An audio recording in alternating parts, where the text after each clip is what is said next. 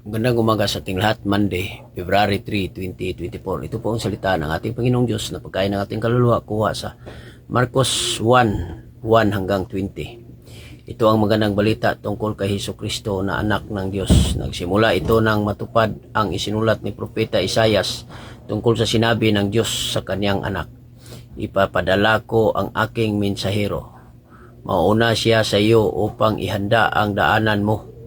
Maririnig ang kanyang sigaw sa ilang na nagsasabi, ihanda ninyo ang daan para sa Panginoon.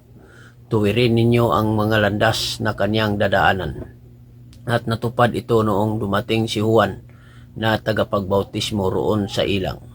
Napakaraming tao ang pumunta sa kanyang galing sa Jerusalem at sa buong lalawigan ng Hudiya.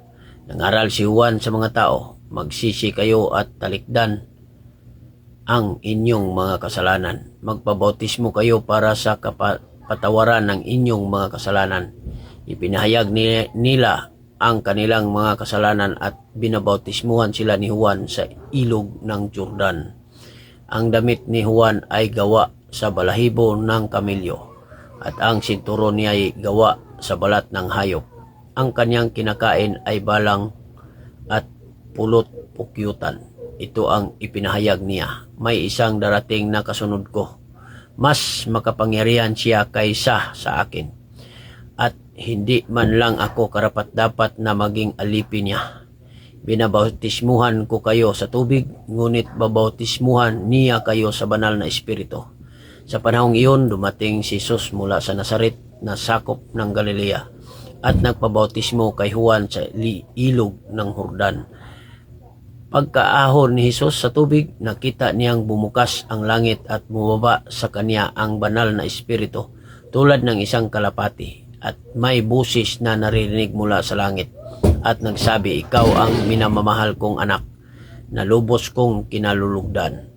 At noon din ay pinapunta siya ng banal na espiritu sa ilang, na natili siya roon ng 40 araw na tinutukso ni Satanas. May mababangis na hayop doon, pero tinulungan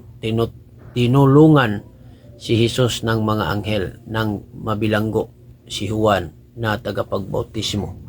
Pumunta si Jesus sa Galilea at pinangaral doon ang magandang balita na mula sa Diyos.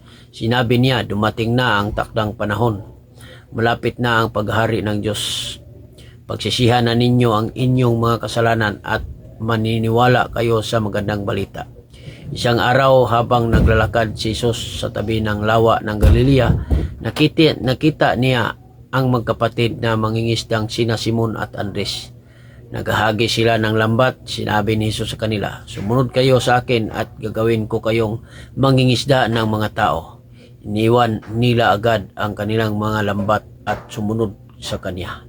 Nagpatuloy si Jesus sa paglalakad at sa di kalayuan ay nakita naman niya ang dalawang anak ni Zebedeo na sina Santiago at Juan na nag-aayos sa kanilang lambat sa bangka nila. Agad silang tinatawag ni Jesus.